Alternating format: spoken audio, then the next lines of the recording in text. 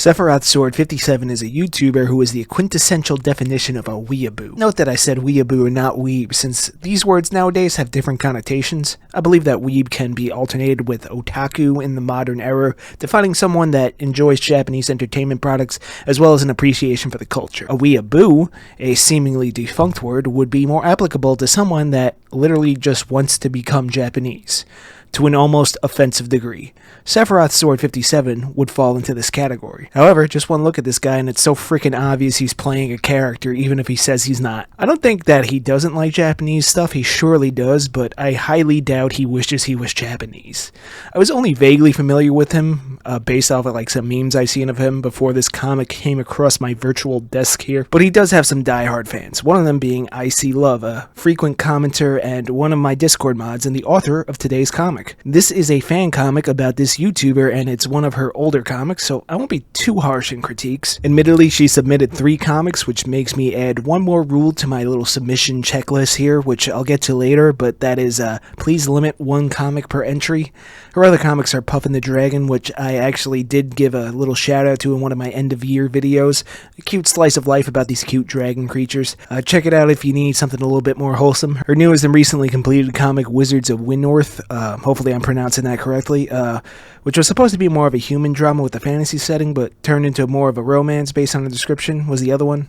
I haven't read that one yet, but feel free to check it out. I'll link all of her comics in the description if you want to check it out yourself. This series is not only to help provide feedback and critique for the purposes of the creators of these webcomics, but also to help expand webcomic creators' reach and help the community at large grow. Anyway, thank you for sending it in, EyeSeaLove. Enough preamble, let's begin. Well, what better place to start than at the comic synopsis? Well, I could maybe start on a deep dive into Sephiroth Sword 57 lore, but that's not what this video is. So, from Global Comics, the synopsis reads as follows. Quote, a re-upload of a fan manga made for the YouTuber Sephiroth Sword 57. This is a completed series. Audience teenagers 13 to 18, adults 18 plus. Theme, fighting, humor, martial arts. Time era, 1990 CE until present day. Advisory flags, graphic violence, obscene language. Art style, toon, manga, manhwa. End quote. Well, that literally doesn't tell me anything other than the author's a Seph fan. Maybe in the email from January? I am so sorry it's taken me so long to get through these. We're going to alternate until I'm finished with the submission, so, you know, comic submission, other video, comic submission, other video, etc., until we're all caught up. So, yeah. Anyway, what does she say in her email? Quote, seph-sama manga, a fan manga I made for the YouTuber Sephiroth Sword 57. It is a completed story. It isn't a good story, but I had fun making it and it got me out of a slump. I want to say that even if you don't know who the YouTuber is or what video games I'm referencing, you'll still get some enjoyment out of it. By the way, the main bad guy is GameTendo, aka Nintendo, only here if you wanted a completed series to review. So the completed series note is why I wanted to cover this. I'll admit I didn't finish it, but I got through around the first 14 or so chapters. It's a bit beefier than I was expecting. I mean, I'll explain why I didn't get through it toward the latter half of this video. So still not that great of a synopsis, but it is older work, and sometimes when you work on a lot of creative projects, you forget things. Like, I don't know why more people are watching my dark, weird, and controversial Artist Iceberg video, mainly because I can't remember a damn thing about it other than it was not a good video. But, you know, sometimes we look back and see where we can improve, and even now. So, let's begin. So, the story, after having read the first half, follows Seph, obviously. He's the protagonist of this story, and in this stylized, skinnier version of himself. Anyway, this manga, which is made by a person who is presumably not Japanese, I could be wrong, reads right to left. Not to mention the title of this comic is literally just seph-sama manga. Oh, that's why they call it that. Normally I'd knock off points for being a cringe weeb, but in the context of this story, I'm positive it's supposed to be a bit tongue-in-cheek, I guess. Anyway, Seph is an average high school boy. Why high school? Anime, obviously. One day he discovers his classmates are all brainwashed by the horrible GameTendo handheld gaming device. Nice. Fuck Nintendo.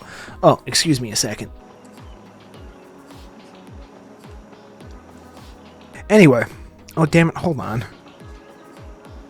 He gets a power-up by putting on his fedora because, of course, he has the power of God in anime or whatever. He destroys the GameTendos and frees his classmates from their mind control devices, but that's just the beginning. Seph soon learns that there's an evil overlord called Tendo that intends to... Actually, I'm not sure what the antagonist's motivations really are. I assume world domination, but they never explicitly state it within the half of this manga that I read. Intentions and motivations should be a bit more clear.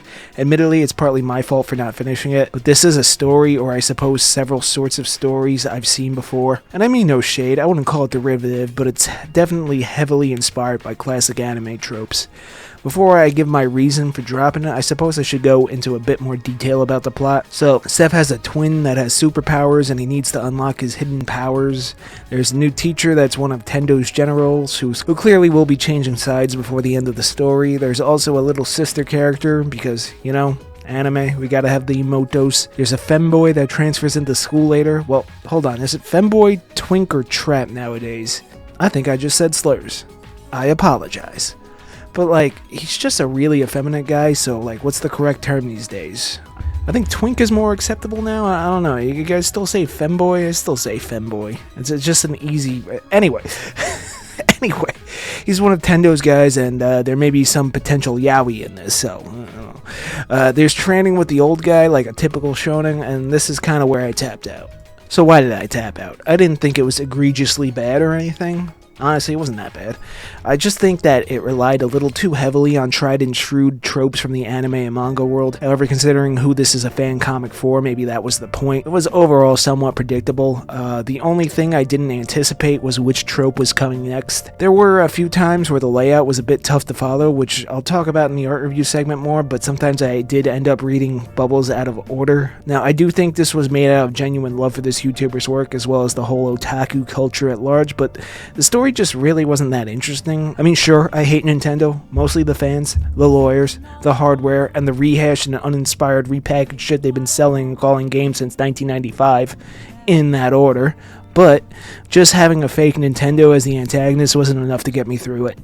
This guy has 228 videos as of right in the script, so I'm sure you can find more interesting lore to pull on. Instead, it's just a trope fest. Now, I do think you proclaiming it wasn't your best work and that it was more so to pull you out of a slump stands true.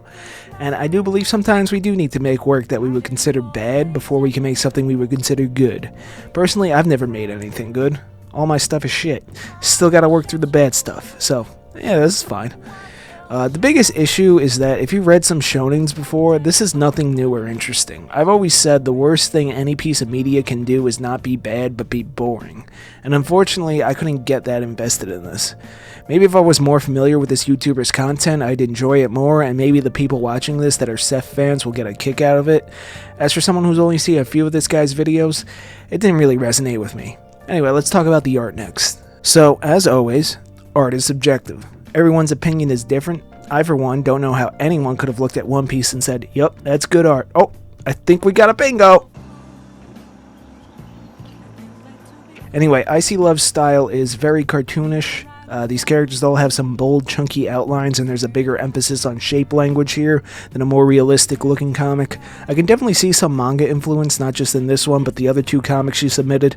The character designs do read the same across the comic, and I never lose track of who is who. I do think that maybe just a little more detail, like some basic shading, might push it forward, but other than that, I do think the style is unique enough to be a signature aesthetic. I like it. The main issue I have is layout. Now, I can't speak for any of our Webtoons uploads because those are Webtoons. Webtoons have no layout. I really gotta do a rant about that one day. Anyway, as for the seph-sama manga, the first thing I want to address are establishing shots and backgrounds. Whenever a scene transitions, sometimes it takes me a minute to piece together where we are. A lot of these establishing shots include close-ups, like the scene where Seph goes to eat his lunch on the roof and we just see the fence. You know, like, where are we? Every page, for the most part, should include one panel of the background, like, in clear detail. Say, unless you're trying to do something, like, a little more artistic, like, I don't know, say putting a character in despair in a black void or something like that. And trust me, I hate drawing buildings, too, but it's a necessary evil. As for the panel layout, it's serviceable, but could definitely use more variety. Like, go pull a random manga off your shelf, and I guarantee there's tons of panel variety. Long panels, transitional skinny panels, panels that the characters break, spots with no panels, etc. Panel variety is a must to keep things visually interesting. But my one biggest issue with this comic is camera angles. This manga is severely lacking in camera angle variety. The majority of it are bust shots of the characters at a 3/4 angle. It never feels kinetic, it always feels static. You gotta move that camera around, you know? Now, I do know this is older work, so I'm not going to hammer it in too much, but this is a bit of a rookie issue. A lot of first-time comic creators don't change camera angles enough. You need to keep visual interest, and this goes hand in hand with the layout. Wouldn't movies be boring if everything was shot exactly the same? No cinematic wide shots, no dramatic close-ups, no cool pans, just static shots of people's heads flapping their lips. That would be pretty boring, right? Now, this kind of camera work, if you want to call it that, can work in more like comedic comics, I think, but even then, there's nothing stopping those creators from adding more camera angle variety. And trust me, I know how irritating and difficult foreshortening and perspective can be, but it's always worth it to work through it. Aside from layouts, I do like the cartoony art. It's a fun style. So to wrap things up, this comic wasn't bad. I just found it to be a bit too reliant on classic anime and manga tropes. The story wasn't all that groundbreaking and the characters were okay. Again, I'm not that familiar with Seph, so if you watching are, you might dig it. As for the praises, number 1, the story is finished. Crazy words in the world of webcomics. Number 2, the art style is unique enough to be a signature. The blend of cartoons with a hint of like some manga influence is a nice blend. You know what I mean. I'm not rewriting that sentence. Number 3, if you're a Seph fan, you might dig it, like I said. And number 4, a fictionalized version of Nintendo is the antagonist, and I hate Nintendo. Extra points for that. As for the pain points, number 1, the camera angles are severely lacking in variety. Almost every shot is a 3/4 bust shot. You gotta spice it up a bit for visual interest. Number 2, the story feels like a bunch of cliches and tropes and not wholly unique, but hey, if it helped you get out of a creative slump, that's cool. Number 3, the panel layout is pretty dull, much like the camera angles. Just a bit of spicing it up can add great visual interest and make your comics better. And number 4, as much as I like the art style, I feel like you can push it forward at least a little more, maybe some minimal shading. I don't know, that's just a nitpick though, that's up to you. So overall, I didn't hate it, I didn't really love it either, it was okay. And again, if you like Seph, you might like this fan comic. Where's my fan comic, huh? Come on. You can draw one where I fight ugly ass One Piece characters or something. Nah, but if you guys ever did want to do a fan comic of Doomsayer, my own webcomic, I'd love to see what you come up with. Send it to me if you do make one. And on that note, thank you very much for watching this video. Thank you EyeSeaLove for sending it in. I hope you found this feedback useful. If you guys want to read her comics yourself, they're linked in the description. You can also check out the Discord down there where we have a growing community of webcomic creators of all backgrounds and skill levels, helping each other improve. You will have to answer the security question now though, but trust me, it's really easy. There's also my own webcomic Doomsayer. Check it out if you're of age, alright? Intended for a mature audience. And until next time, if you want your comic reviewed or want to send me anything else, deviantartsubmissions@gmail.com. Sayonara, bitches.